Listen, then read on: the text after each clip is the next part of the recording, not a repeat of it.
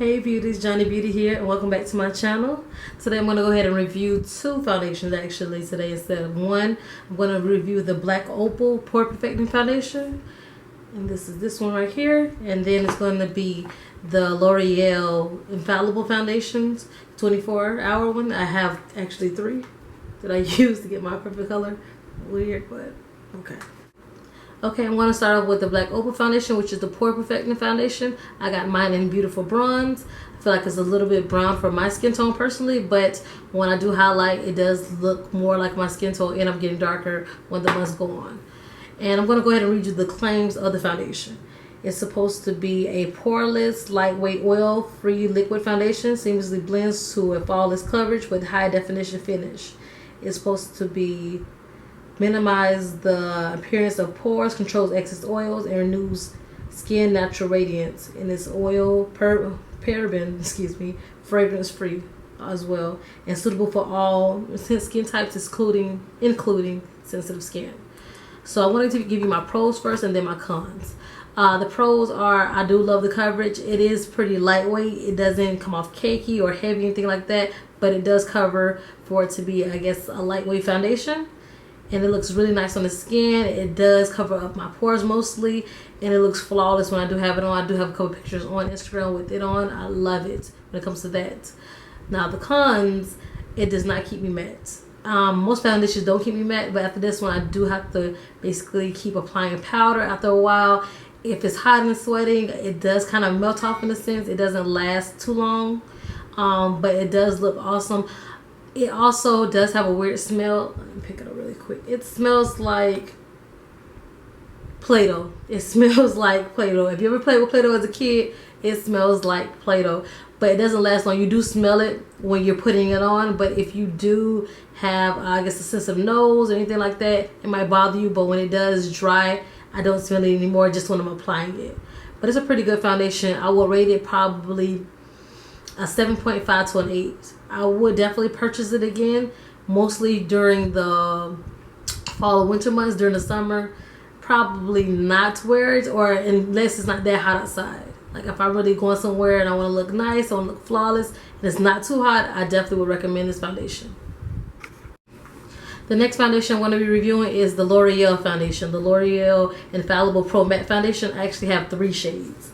I know you're trying to figure out why do I have 3 shades, but the first time I bought the foundation, they only had Cocoa and Classic Tan. Classic Tan is pretty light, so I was just like, okay, with Cocoa maybe it'll balance out to my skin tone. But then I went to my nearest Ulta and they had Soft Stable, so I bought Soft Stable 2, hoping that maybe Soft Stable and Cocoa would give me a better mix. But it's a really, really good foundation. I'm going to read you the claims of the foundation first and then give you my pros and cons. So the claims of the foundation, okay, is saying that you're going to achieve a matte finish that won't fall flat with this air-light, long-wearing liquid formula. Lightweight and creamy foundation goes on smooth with a dewy matte finish that lasts up to 24 hours. Hide imperfections and a smooth, clear complexion. These are the claims. They do come in only 12 shades, just like the Black Opal Pro Perfecting, but with the Black Opal, it is more catered to, women of color. L'Oreal only has about, honestly, let's say 2 shades of women of color, because when you look at Classic Tan, let me see if I can show you a swatch of it. I mean, it can be for a pretty fair girl. This is Classic Tan? Yeah, this is Classic Tan. Well, I rephrased that. It's 3. It's 3 shades, because this looks like maybe like if you're in C45 maybe, or a little lighter than that. This is Classic Tan. So it's only basically 3, because after that it comes to pretty fair shades and medium shades. So if you're a Caucasian woman or maybe even a Spanish woman who are pretty light, then you will like the shade range. But if you're darker, you literally have to pay extra money just for a foundation to match you. You have to buy basically 2 or 3, which doesn't make any sense, because you can buy with that money. I think it's $12.99 for the foundations a piece. So you can kind of buy a brand name foundation that's going to be your color, like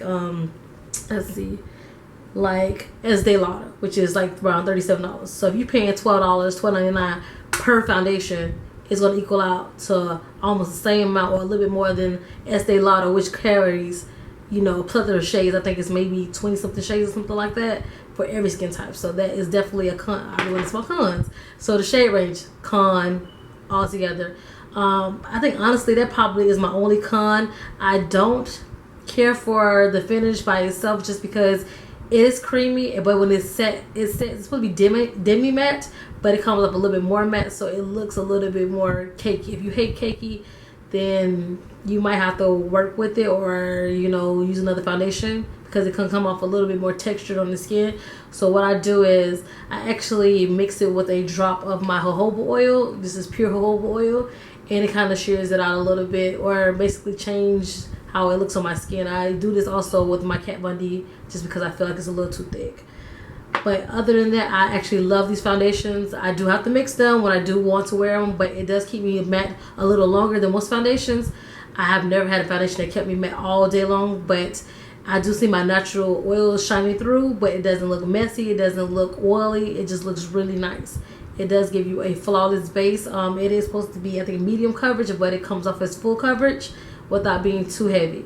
I mean, I do have an issue with it looking a little bit thick for my taste, but again, with the jojoba oil, it doesn't change the texture, change the finish of the actual foundation, but it makes it look, I guess, a little bit more skin-like, and I do love it. So this definitely is a foundation I recommend buying if you are more lighter, or if they have your skin tone. If you're just cocoa, which I think it may be like is NW45 in MAC, then buy it. If you're NC45 in MAC, then buy Classic Tan or even Soft Sable. But if you're in between, like I'm NW44, NW43 for MAC, then I have to mix and it's a mess. But if you do fit in their shade range, I recommend buying. If you don't mind buying 2 shades, then go ahead and buy it. But it's a pretty good foundation. My rating on this foundation, I give it a 8.5 to almost a 9.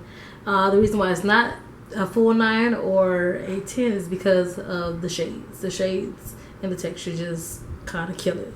But it's really a really good foundation if you can, find it in your skin tone. And that's it for the reviews today. Thank you so much for watching. If you do have any other foundations you want me to try out or, review, go ahead and put it in the description box below. And if you do like this video, make sure you give it a thumbs up, please. And I'll see you guys later. Bye.